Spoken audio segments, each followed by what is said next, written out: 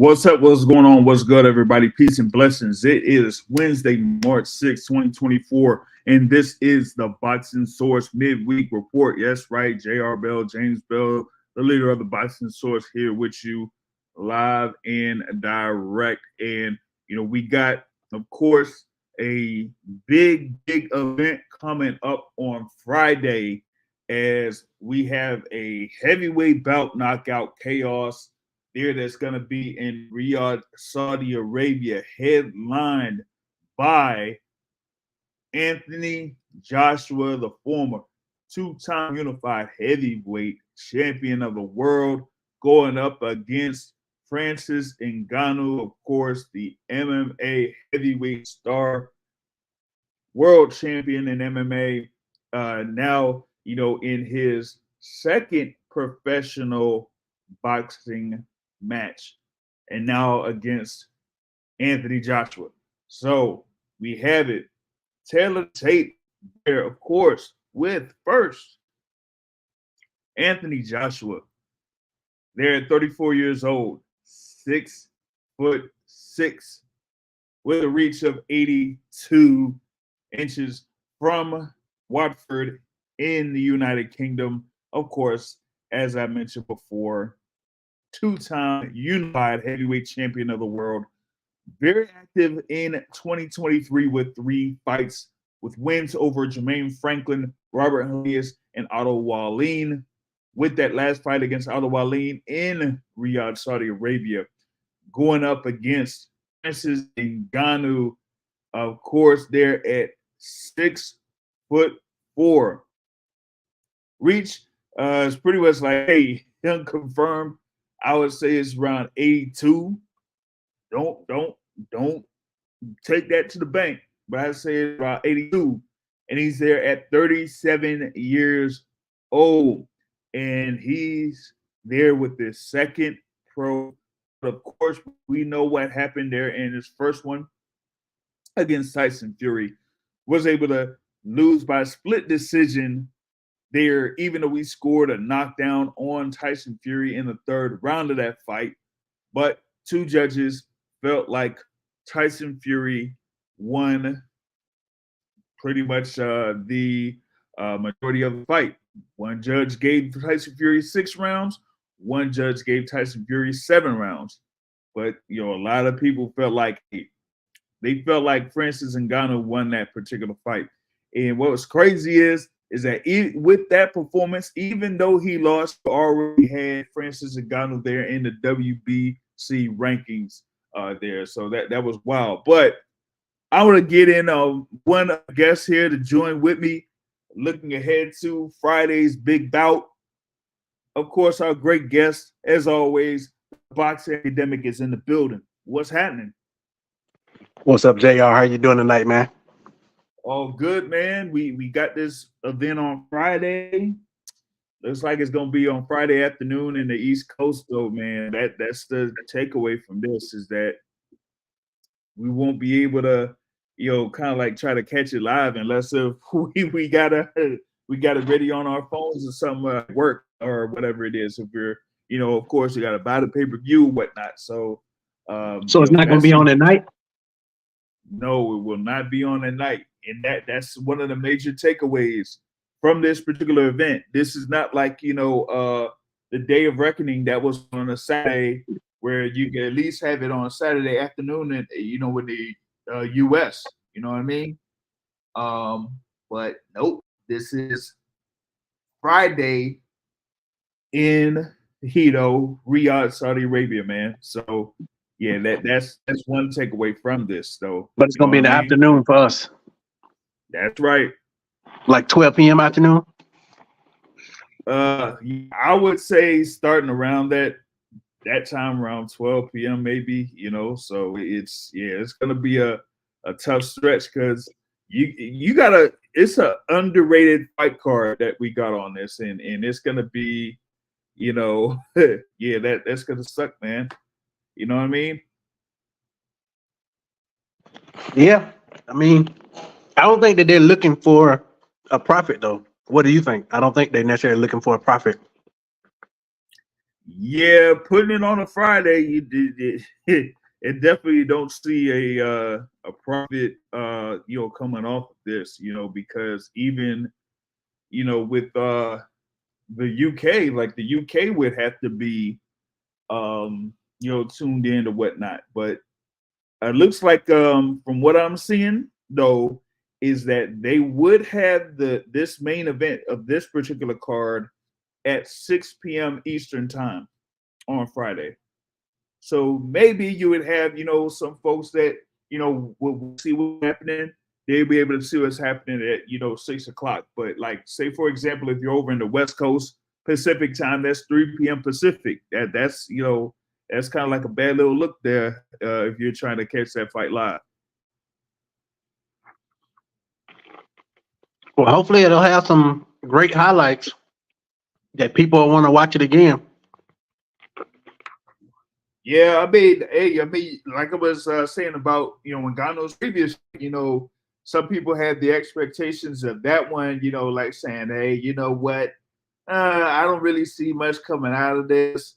It's gonna be something where Tyson Fury's gonna, pretty much school Francis Ngannou, and then all of a sudden, you had the whole knockdown that happened in the third round. So once that happened, it's like, oh snap, maybe you could have Francis Ngannou pull off that set against Tyson Fury. And the thing is even with Fury's performance there, he was still able to pull out being on the judges' scorecards, or at least two of the judges' scorecards.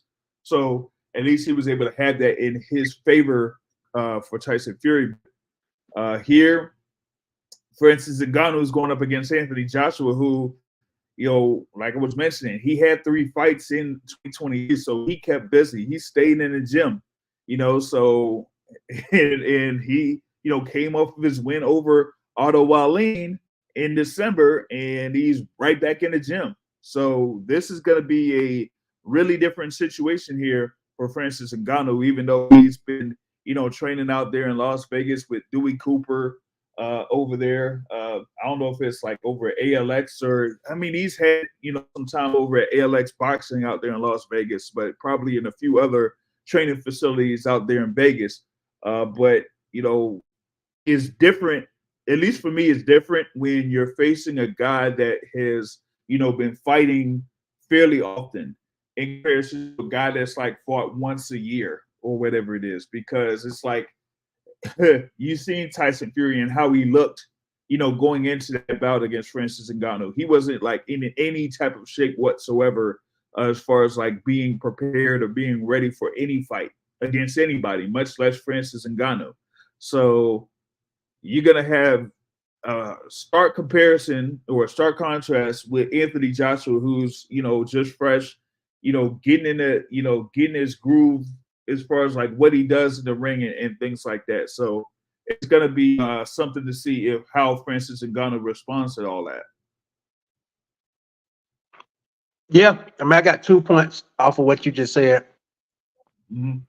A, if Francis Ngannou catch AJ like he did Tyson Fury, we know AJ don't recover like Tyson Fury does.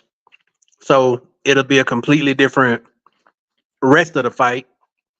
And B, AJ Muscle, pause when I say this. AJ Muscle's looking mighty plump. They looking mighty plump.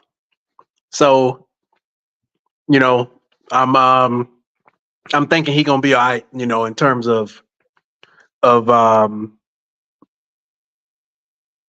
stuff that could be flowing through his veins or whatever. I think he's gonna be all right. and like you said, the momentum that he has, you can't beat the momentum. Are they drug testing for this fight? Good question. Good question. It is in Riyadh. And we don't know what commission is doing anything in reference to sanctioning and that type of stuff. When it comes to this, so I don't know. Like, does this fall in the rules of UCAD or whatever it is, or I don't know. But this is, it's supposedly a sanctioned bout, like I was mentioning. Francis Ngannou is, ranked in the WBC. Anthony Joshua, of course, is ranked number one in the WBC. So uh, this, probably is a sanctioned fight of sorts. And hey, who knows? Maybe the WBC will create a belt here tomorrow and say that this fight is going to be for the, I don't know, the Riyadh Freedom Belt or something. You know what I mean? They WBC would do something like that. But I feel like with Joshua having this familiarity there with Ben Davison now in his corner, training with Ben Davison full time now. I don't think Joshua has spent that as much time with Derek James as he did last year. Of course, with Derek James has had a full schedule himself. So I think with Joshua making that decision to kind of like be there with Ben Davison full time, and I think Ben just had the availability to be there with Joshua more than Derek James did. So I think that kind of helped him. At least I felt like it helped him there in this fight against Otto Wallin. So he feels more comfortable in what he's able to do, what he's able to execute. Now, how will he be able to do that against Francis Ngannou? Hey, I think it's going to be something where he's going to move around as far as like his upper body a little bit more and kind of like gauge where, Ngannou is able to throw his shots and throw his punches.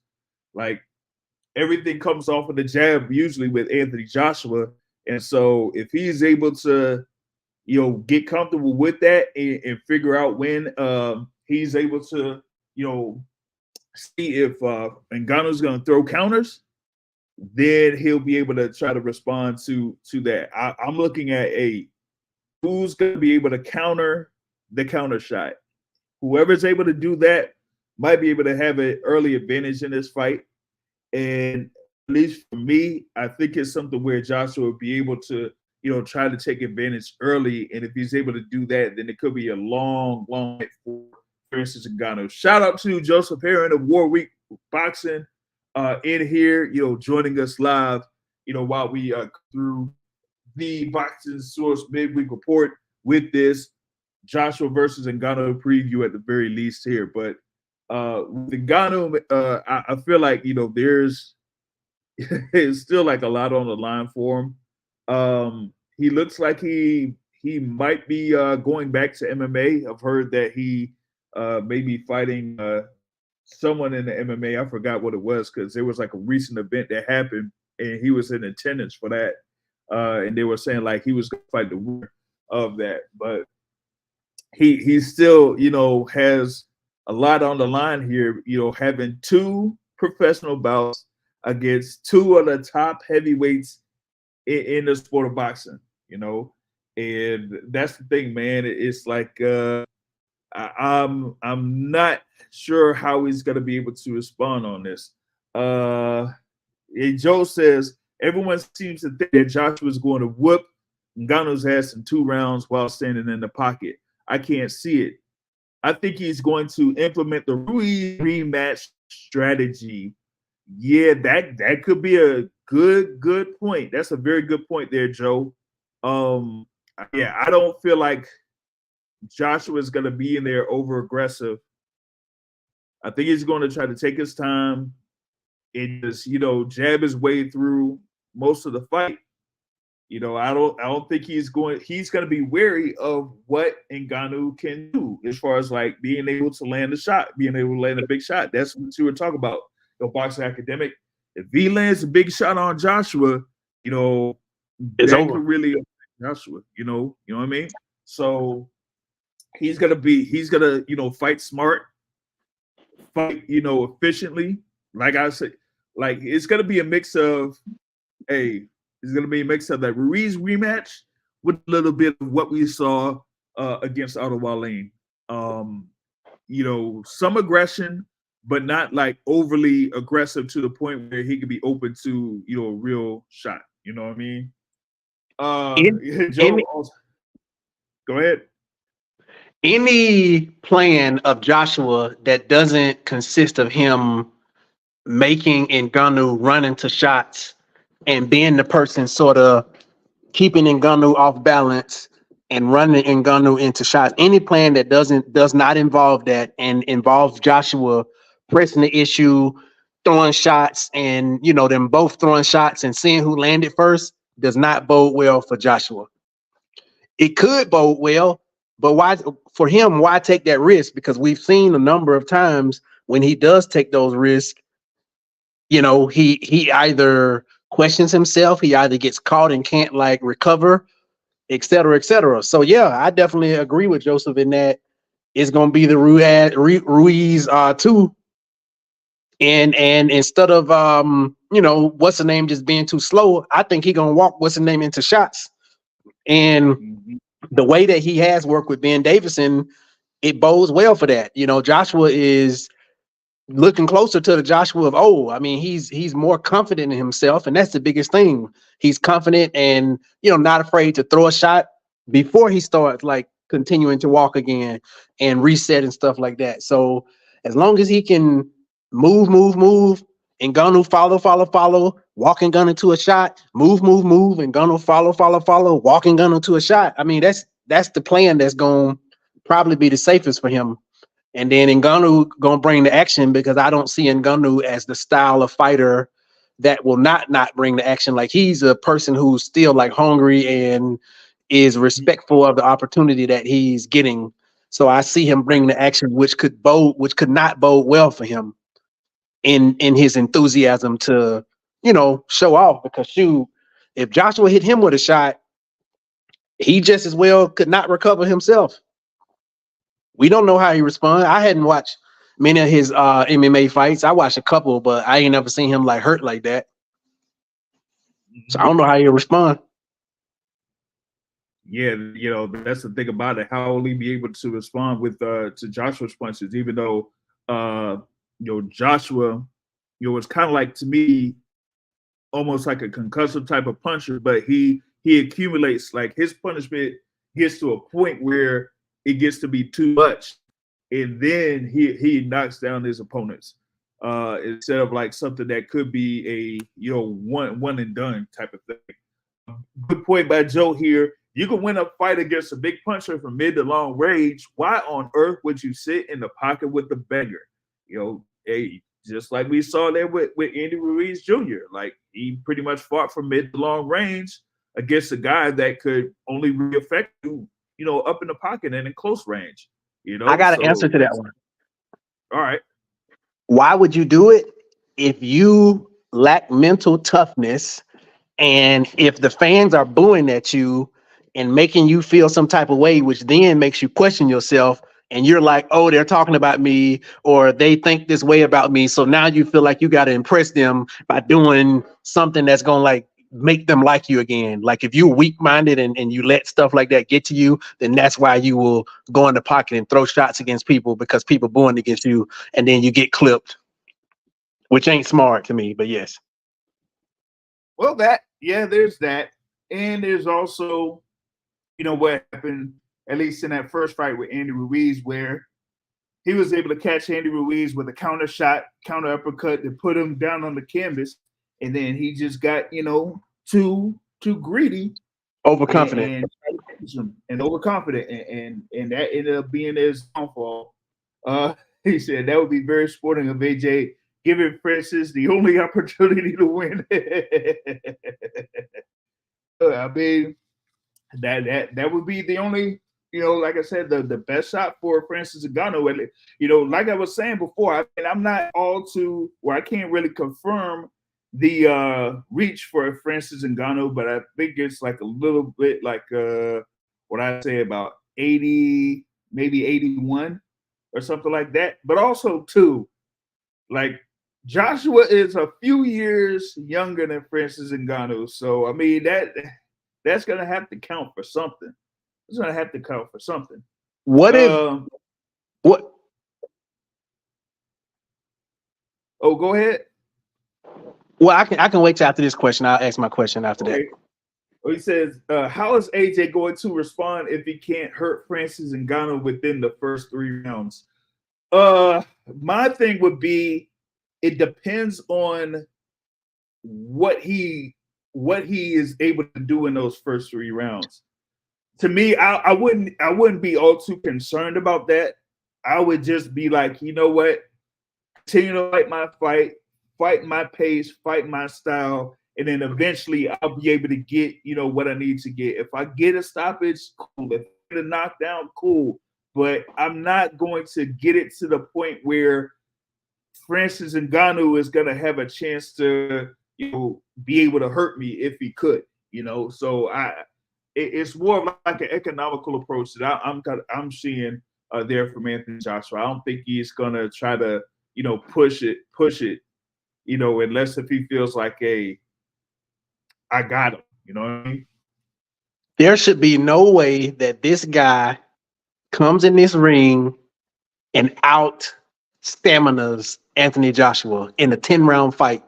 You ain't even got to worry about them last 2 rounds.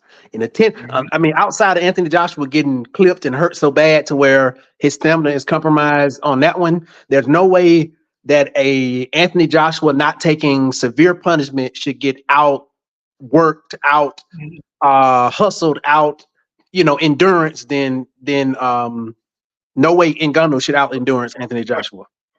Yeah. And that was the thing that I've seen in Ngannou's previous fight against Tyson Fury. Well, there were like some points where it felt like Fury was the guy that was kind of like sucking up wind.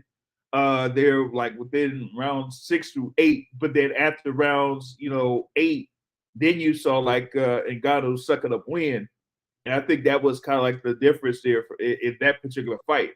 One of the other things that I did see early in that bout was Francis Ngannou was able to, he wasn't moving around when Fury was trying to lean on him and that type of stuff. But that's Fury's like pretty much his MO is to try to lean on you and put his weight on you and try to tire you out and try to move you around.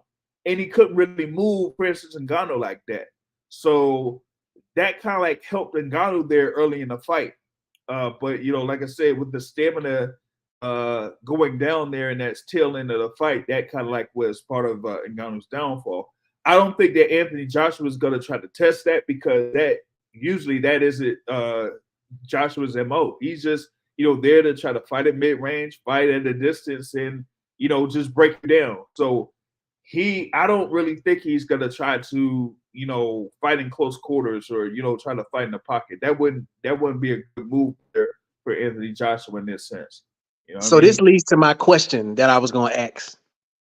All right. What if Ngannou comes in this match and he looks even better cutting off the ring and fighting on the inside and being strong like an ox and sort of being the heavyweight version of James Toney or something? I don't know. He won't be James Toney. I'm being facetious, but you get what I'm trying to say. Whatever the heavyweight version of being able to fight on the inside, slipping punches. Like Holyfield. Holyfield? Yeah, like a Holyfield, sure. I mean, Holyfield got hit too clean at times, but yeah. But he be trying to battle until the last second of the round. You know what I mean? So yeah. I mean, but what will happen if he actually did that and he was effective on the inside? How would Joshua respond to that? Would Joshua be able to? I mean, Joshua got a great uppercut, but will he be able to match that though? I mean, yeah, that's the thing. How would he be able to match that? Will his counterpunching ability like be a key factor there? My thing would be is since you said like if Ngannou was like a better mover this time around, how would Joshua be able to get away from all of that? He would have like counterpunching ability, sure, but how would he be able to hit him and then get out, hit him and then get out? You know what I mean? So that's the thing, man. Joe says, one thing I hope Dewey Cooper implemented from the Fury fight is the ability to win the close rounds to the final 20 seconds. Yeah. Francis was lethargic and did nothing to win the close rounds. Yeah, that's the thing. I felt like he, just was trying to get to the end of the round there with those last 30 or 20 seconds. Let's see if he'll be able to try to close, especially if there's like rounds with little activity, if he's able to close out the round and just, throw a few punches, whether they land or not, and try to steal a round on Anthony Joshua. That's what I'm trying to look at there, man. For those that hit kind of like go on the little wagers and everything like that, for this particular fight, at least through DraftKings on DraftKings.com, they have Anthony Joshua at minus 400, 4-1 favorite over Francis Ngannou, with Francis Ngannou at plus 300. So if you put down 100 on Ngannou and he wins, you win $300, which is pretty interesting. They say that this fight is favored to go over 6.5 rounds. So they feel like it's going to be 6.5. And they are leaning towards Anthony Joshua getting a stoppage at the very least at minus 180. Those are the most favorable odds, with the next one being the next one after that is Francis Ngannou by KO or TKO at plus 380, but then Anthony Joshua by decision is plus 400. If you really want to go out there, Francis Ngannou by decision is plus 1,800. So we'll see how that turns out, man. I'm looking at other odds there. Actually, they got like Joshua by KO straight up is plus 240, and by TKO is plus 110. If you wanted to go with that exact winning method, and for Ngannou by KO is plus 900, and Ngannou by TKO is plus 600. So those are the odds that are there currently on DraftKings. Of course, we got like about a couple of days out for this particular fight to take place, man. You know what I mean? Hey, yeah, man. As we said on Joe's show yesterday, don't underestimate Dewey Cooper. He's an excellent world-class boxing coach. Yeah, and also, as you said, like MMA coach too. Headed into the Fury fight, I didn't think most didn't realize Dewey was in this quarter. Yeah, I mean, Dewey Cooper is a very, very experienced trainer. Like I said, out there in the Las Vegas area, has trained like a number of fighters, past and present. So he's a very, very good guy to learn from. Learn. He said, Joshua used to have a great uppercut before the Ruiz debacle. Yeah, I mean, he still uses it, but it's not, as lethal as it used to be, because he could have really used it on the Usyk, and I didn't really see much of it at all, except for maybe the second fight. So there's that, man. And salute to Bruce Gas, Boxing Jazz and more here on the live chat, man. Salute to you, Bruce Gas. Check out Bruce Gas, Boxing Jazz and more there, man. So Boxing Academic, like what are you leaning towards for this particular fight? What is your prognostication or prediction for this fight? Got it. I predict pain. No, I'm just playing. My prediction, pain. So what do I predict? I think I haven't actually thought of this, so I'm thinking this on the fly here. What I think should happen, I think Joshua should obviously win a decision, and he should win. Should it be unanimous or should it be split? He should win a unanimous decision. He should win a fight, fighting off the back foot, again, running Ngannou into shots. The funny thing is, I could also see him losing. And the things that make me question him winning are his intangibles at time. There are things about Joshua. Joshua looked good in his camp. Let me say that. Joshua looked very good. Joshua looks confident. He looks like he's ready to be the Joshua of old. But if he go in there being timid, fighting like he fought in whatever the fight, he fought real timid. The fight before The fight before the With the last Robert one. Helenius fight? What it might have been Helenius. No. Was he Tim and Helenius? What was the fight before Helenius? Jermaine Franklin. That couldn't have been it. One of the fights he was very timid. I don't remember. But he wasn't fighting like with a lot of confidence.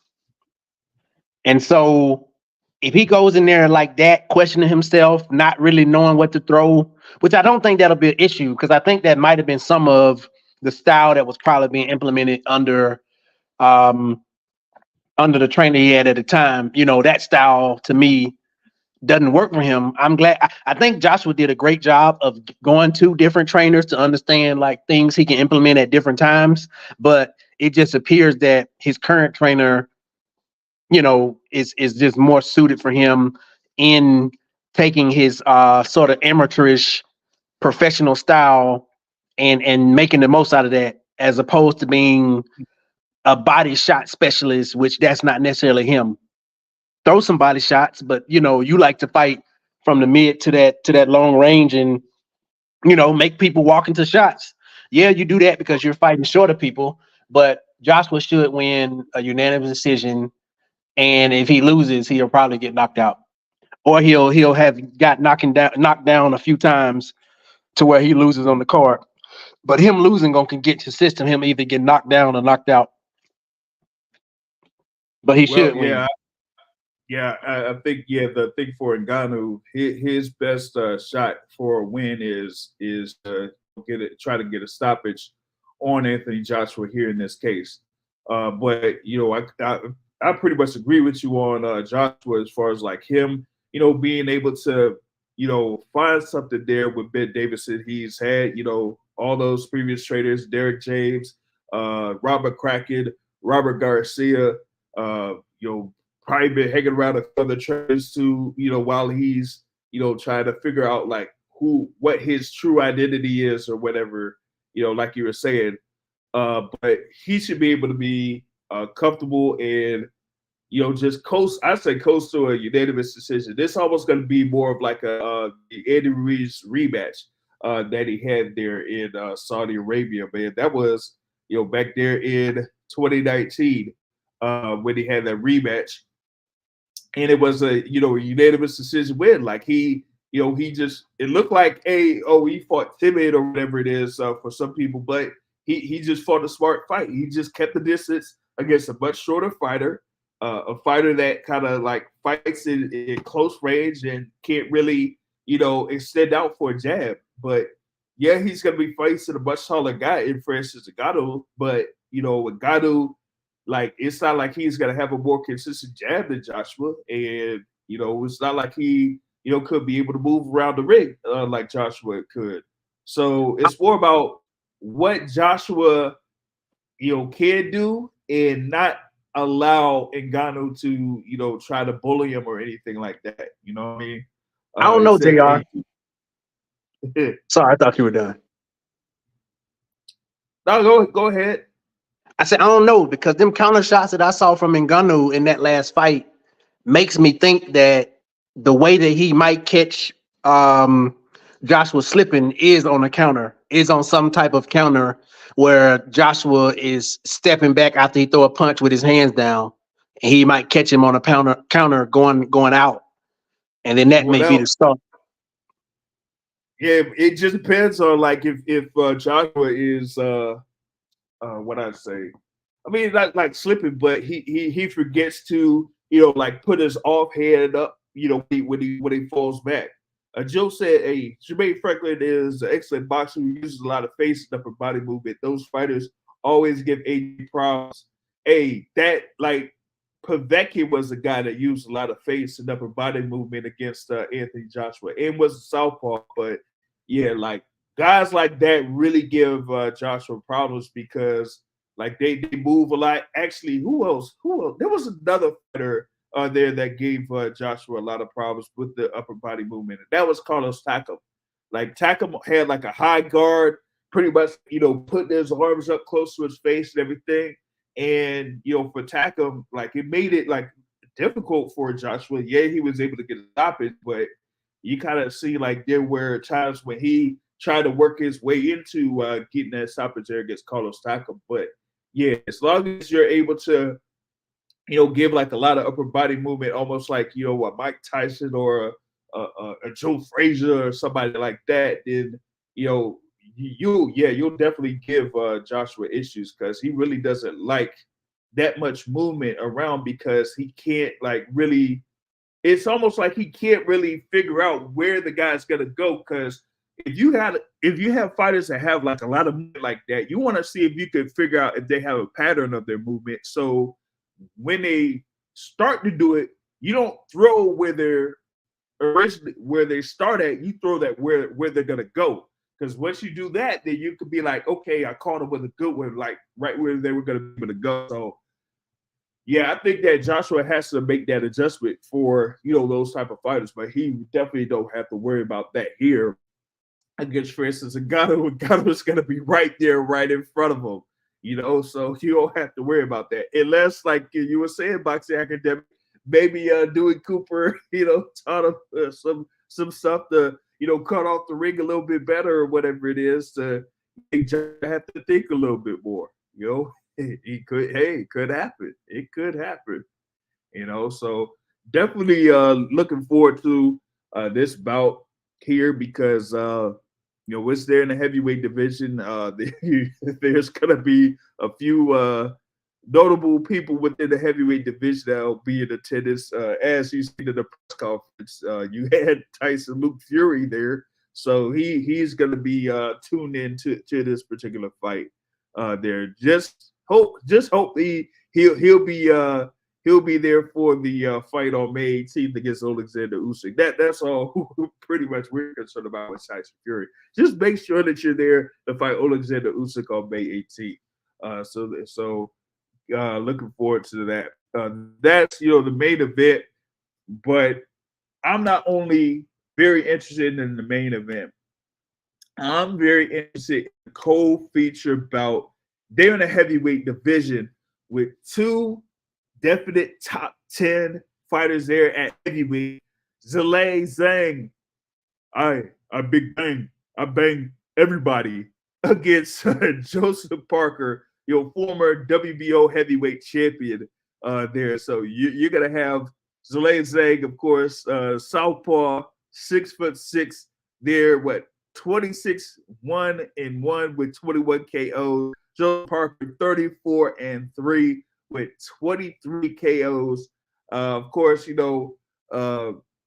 coming off that performance against Deontay Wilder, unanimous decision win over Deontay Wilder, and Zhilei Zhang is coming off of, of course, two big wins, two stoppage wins against Joe Joyce, who, did stop Joseph Parker earlier in his career. So this one I feel like this is going to be a very interesting bout between these two, man. Zhilei Zhang, he's, coming off of those two big wins.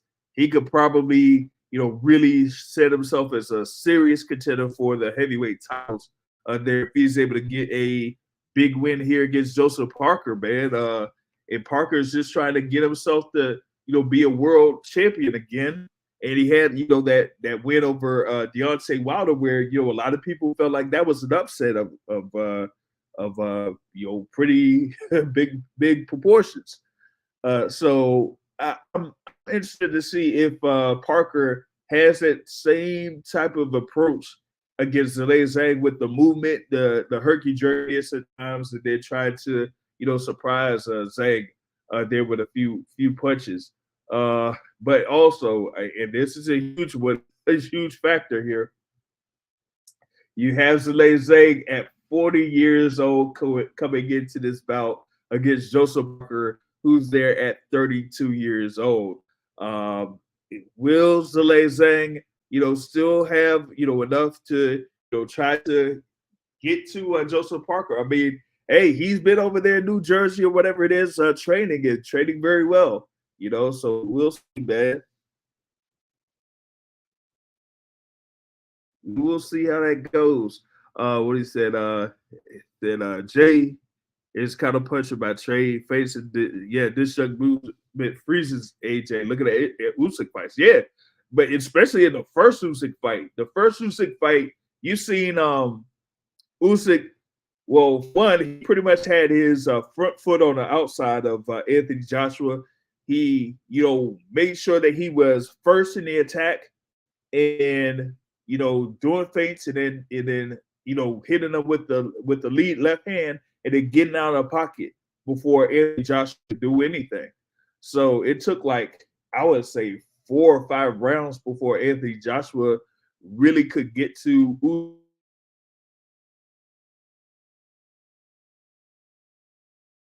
kind of cut off the ring there against Usyk in the first fight, but didn't, kind of like fully take advantage. And by the time it was like round 9 or 10, he was pretty much spent. And that's why you almost seen him either get knocked down or stop there in the 12th round against Alexander Usyk, because like he utilized like all of his energy within those rounds 7, 8, 9 or whatnot to try to, beat up and then try to stop Usyk there, and it didn't work out for him. So yeah, that was the thing on that. But that Zhang versus Parker, 2 top 10 fighters in the heavyweight division. Of course, Zhang coming off those 2 stoppage wins over Joe Joyce. With that second knockout being the Boxing Source 23 KO of the year. He's coming off some great momentum on that. So definitely looking forward to it. I see like it's gonna be I feel like it's a tough one to pick. Both guys coming off of great wins, great momentum, and I feel like their corners are top notch. I think with Joseph Parker, like he had a great camp there before his fight against Deontay Wilder that made him be very prepared for Deontay Wilder, regardless of what state Deontay Wilder was at that point. But hey, the odds are really close. They got -230 for Zhang, plus 180 for Joseph Parker. They're on DraftKings, so it's a pretty good thing there, but it's leaning towards over. Well, they got an over 10.5 rounds at -115 or under 10.5 rounds at -120 there. So it's also some things that you could try to get on there. Try if you want to parlay for this particular fight. They got Zhang to win by KO at plus 350 and Joseph Parker to win by KO at plus 1,600. So they're leaning towards, if anything, for Joseph Parker to win. It would have to be by decision, if anything, there. So that's something there, man. Boxing Academic, you got any thoughts on this fight? Yeah. If Joseph Parker does not get tired, he could very well win the same type of fight that Joshua should win against Ngannou, which is staying away, walking Zhang into shots. And so the same shots he was throwing against Deontay Wilder, those need to be the exact same shots he throw at Zhang. And, like he's a taller fighter. He's towering over you, and his movement to get away from shots ain't great. So the same shot should theoretically work, the overhand shots, and he should literally throw them with as much power as he can and just keep swinging for the fences. Like, move, walk him into the shot, boom, hit him with that overhand. And the wild card is going to be when he throws the overhand, if Zhang looks at him and just smiles and laughs, then he fucked up. That's unfortunate. And he's probably going to get bludgeoned, unfortunately, like he did against Joe Joyce. So when he hits him with them big shots, if it doesn't do anything to Zhang, then he might be in trouble, provided that his win sort of like fails him toward the end of the fight as well too. But if he's able to let those shots go and at least just affect Zhang a little bit to where he can keep moving, then he'll definitely win the early rounds. And then it may get interesting in the later rounds where he's sort of like coasting and not like wanting to get clipped or anything. Yeah, that's the thing about it. You know, yeah, I feel like the thing with for Joseph Parker, like I feel like it's more on the line for him in this stage, because like I don't think he could, afford another loss at this juncture, especially another stoppage loss there, because like you were saying, he ended up getting stopped there by Joe Joyce because you know Joe Joyce was able to take a whole lot of those shots there from Joseph Parker and just walk right through him and still be able to like beat him up, over the course of 11 rounds. And well, if Joe Joyce, excuse me, if Zhilei Zhang has that same type of mentality where he's like, "Oh, this is your best shot," he'll probably have a face like, "Oh, that's it. Okay, I beg you now." Pause. And then he'll just continue to try to land those left hands on Joseph Parker, and end up having some great success against them. You know, What's so with that being said, what's that? is Parker Orthodox or Southpaw? Joseph Parker is an Orthodox fighter. Okay, well there you go. That bodes well for Zhang to at least land some of the right hands. The thing Excuse with me, the left hands. The left yeah, hands. and he's gonna have that significant reach advantage. So he's probably gonna try to, have the lead right, and then just try to at least he'll try to chop down the guard of Joseph Parker in order to land that left. So we'll see how that's gonna work out for him. Joe says, speed of movement may give Zhang problems in the outset there, but Zhang rubs him up and stops him or stops him. Hey, I'm leaning towards a win for Zhilei here in this one, but I say if Parker ends up getting this win, those will be two huge wins there for him consecutively over Deontay Wilder and Zhilei Zhang. That's probably two of the best wins there in the heavyweight division from pretty much like anybody there so far. With the exception of what could happen this year with Fury and Usyk, I guess. So Parker could have a shot to really make a statement there in the heavyweight division if he's able to get a win there over Zhilei Zhang, especially if he's able to get a stoppage there over Zhilei Zhang with the win there on Friday evening. There that particular fight could be say around 4:30 p.m. Eastern time on Friday for those in the States. So that would be what to look out for. Because like I said, I'm not only am I interested in the main event there between Joshua and Ngannou, but yeah, this is Zhilei Zhang versus Joseph Parker. That's going to be a real key bout there. You also had like a few other notable fights on this card that'll be world title fights. You'll have Ray Vargas going up against Nick Ball in the featherweight division, WBC featherweight championship. You're also going to have Israel Madrimov against Magomed Kurbanov there for the WBA super welterweight title. Yes, Jermell Charlo has pretty much been stripped out of all of the titles that he's had. He was, of course, the undisputed champion there at 154 pounds, but after having his fight against Santoso Alvarez Barragan, he hasn't really had much of an intent to have any type of fight as of yet. And it didn't take that long. What has it been? It's been about 6 months, and he doesn't have any of those titles anymore. None of them. So effectively, whether he got knocked out or not, it wouldn't have mattered. Like to try to win. Yeah, but to try to win, well, he at least he didn't even try, man. You know what I'm saying?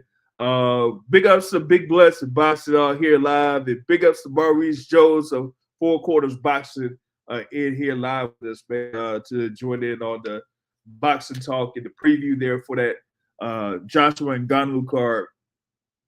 Yeah, man. Yeah, they just said, you know what, we taking all of these titles here from Jamel Charlo there.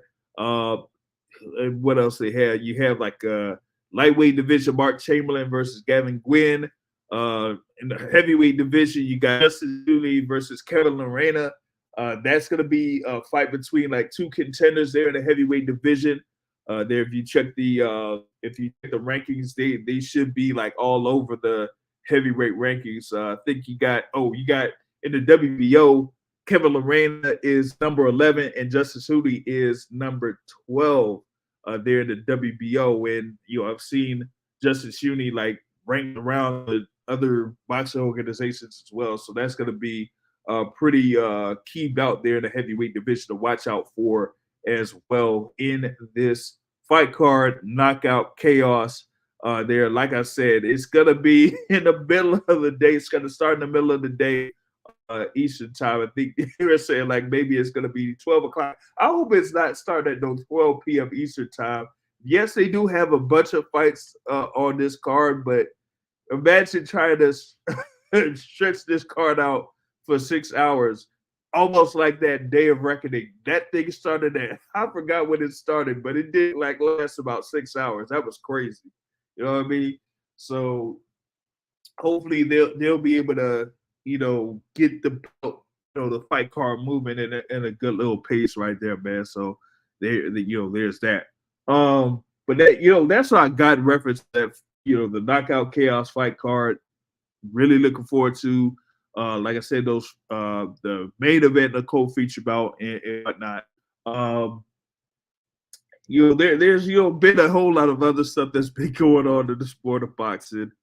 I had a boxing academic here, with me since like Sunday or something like that.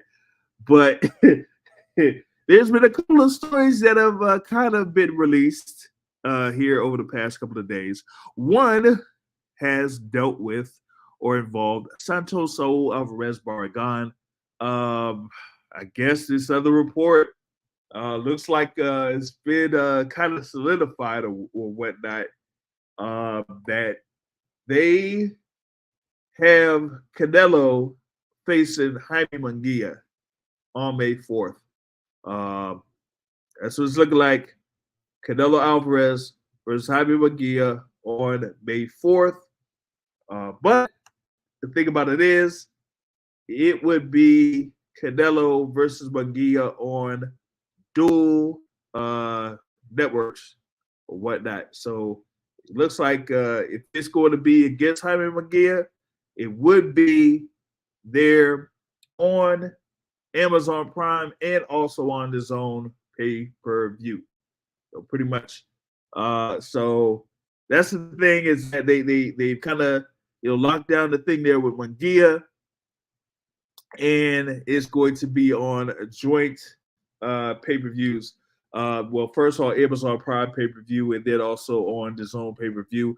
I think with the Zone pay-per-view, though, haven't really confirmed that yet, as far as like if they're going to have the Zone pay-per-view available in the States or if it's going to be outside the U.S. I'm thinking it's going to be outside the U.S. Like they would have it on the Zone pay-per-view in, like, say, the UK or whatever it is. But I think for Mexico, they probably will have it on free TV. So we'll see how that goes. So that's one of the things that it's like about. And then the second is this whole debacle, like this thing here with Devin Haney and Ryan Garcia. Like, if it hasn't been wild from the previous week, it's gotten crazier and crazier and crazier. You got Ryan Garcia talking with Andrew Tate, talking about he's been with he's been used by Diddy and all these other folks there, and Bill Cosby, whatever it is. And on the other side, you got Bill Haney on the live with Adrian Broder, and he's both of them are cussing out each other. And Adrian Broder talking about he should be replaced Ryan Garcia for that fight. And you also got like Shakur Stevenson saying he'll step in as a replacement. And man, I it's just been absolutely nuts. And like I said this yesterday on War Week Boxing, I'm really leaning towards this fight not happening on April 20th. Really leaning towards that. Um, Ryan Garcia's had like is going through some bad issues there within the camp or whatnot. And what y'all saw in that last press conference in Los Angeles ain't even the half of it. Like it's really bad, and I would be very surprised if we see Ryan Garcia in that ring at the Barclays Center on April 20th. I'll just say that, man.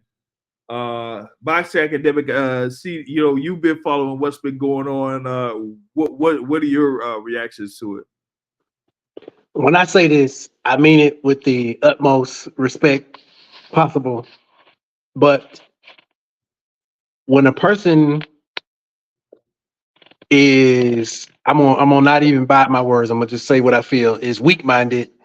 Then things that are there to knock you off track, knock you off the rails a bit further than it probably should. Everybody handles adversity differently. Let me say that. I'm not speaking to anyone's situation, but what I am there, you can look at boxing, unfortunately, tells us the character of people.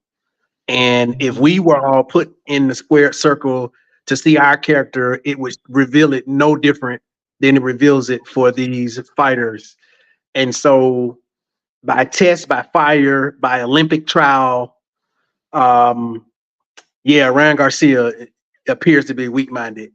So I question if he will make the fight. That don't mean that he can't overcome that. That doesn't mean that he can't, you know, do whatever he needs to do to beat it. But yeah, would it be interesting if Adrian Broner stepped in? Yeah, it'd be a unanimous decision. But at least they would talk smack against each other, and it would be funny. And Broner might get him a small little payday, not a lot, but a little payday.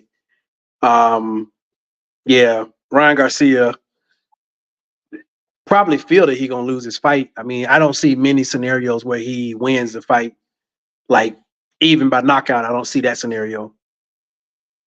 So, Yeah, that. did he beat him twice in amateurs? Well, their record is 3-3 in the amateurs. So But I can that see that Ryan Garcia throwing his hands fast and just barely touching them and just like just throwing. I could see that.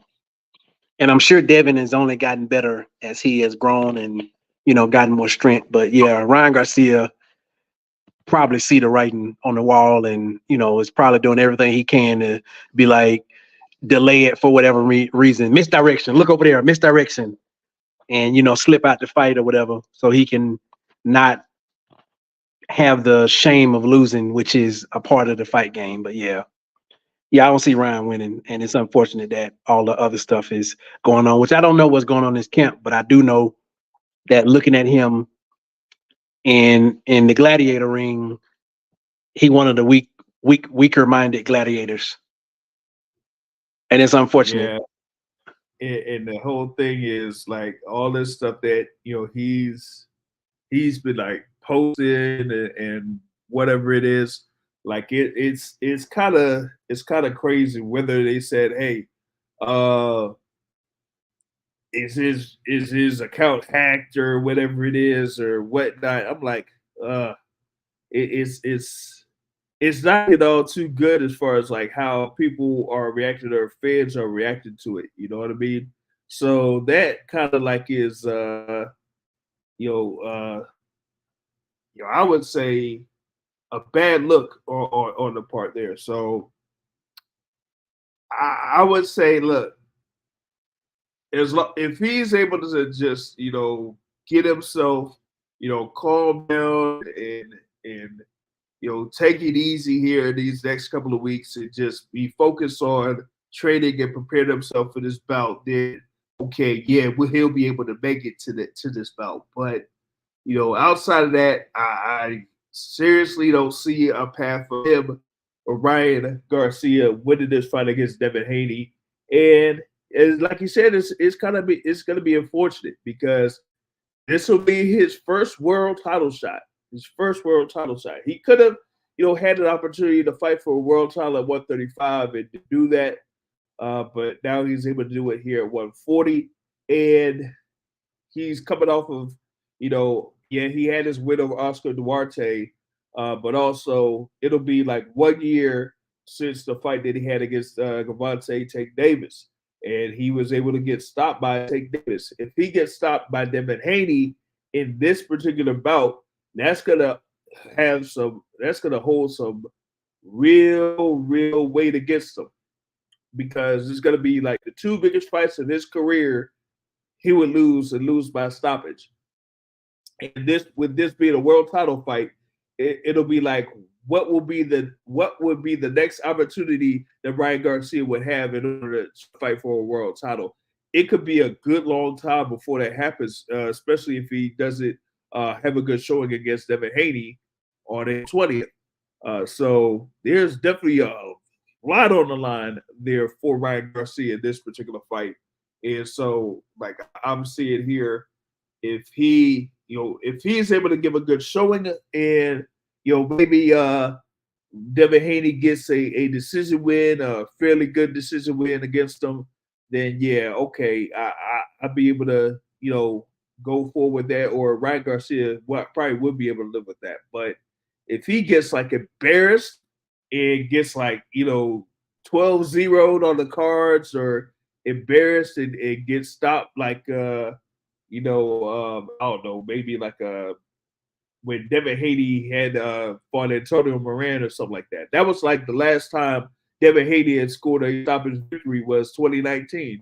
So if Ryan Garcia ends up getting stopped by Devin Haney, then yeah, that could really hurt him there big time for the rest of his professional career. So we'll see what develops here these next couple of weeks for that, and hopefully things don't get any crazier than it is right now. You know what I'm saying? But that's what I got on that topic. I really don't have much else here for the Midweek Report. We'll get back to things on Sunday with the Boxing Source podcast, weekly podcast, scheduled for 7:30 p.m. Eastern time on Sunday. But we'll see. It might be a little bit later, given what happened for the last one there. But we'll see how that goes. But big ups for Boxing Academic for chiming in on the topics here for the Midweek Report and the preview of Anthony Joshua versus Francis Ngannou, of course, happening on Friday. Friday, y'all. Friday, not Saturday, but Friday. So looking forward to that. And until next time, folks, I will catch y'all later. Peace out.